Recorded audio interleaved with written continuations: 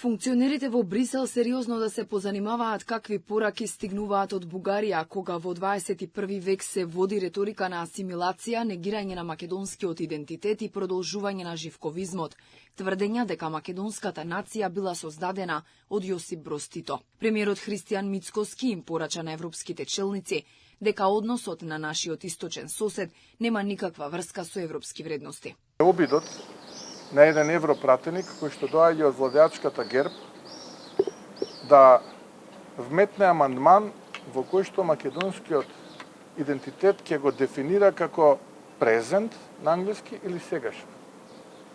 Со што јасно ја вади на површина политиката на живковизмот која што за жал се уште жива кај политичарите во Софија. Целосна асимилација и потврда на тезата на живковизмот дека македонскиот идентитет е граден како резултат на одлука на Коминтерната и тогашниот претседател на Југославија Тито.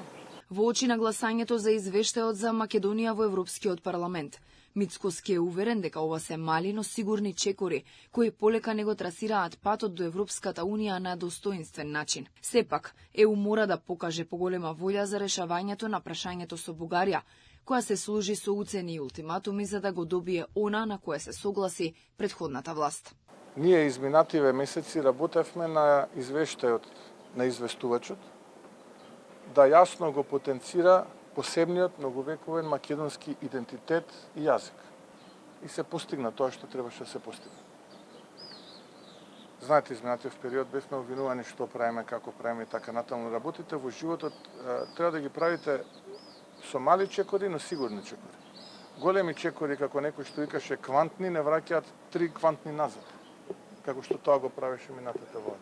Во еден ваков период кога македонскиот јазик и идентитет се оспорувани од Бугарија, известувачот во Европскиот парламент Томас Вајц јасно изрази поддршка, велики дека македонците се македонци, а македонскиот јазик македонски.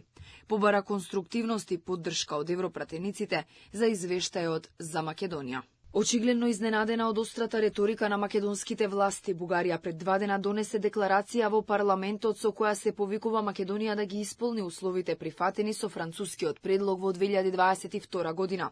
За владата уставни измени се можни само со одложено дејство, кога ќе добиеме гаранции дека Бугарија веќе нема да го блокира патот до полноправно членство поради билатерални прашања.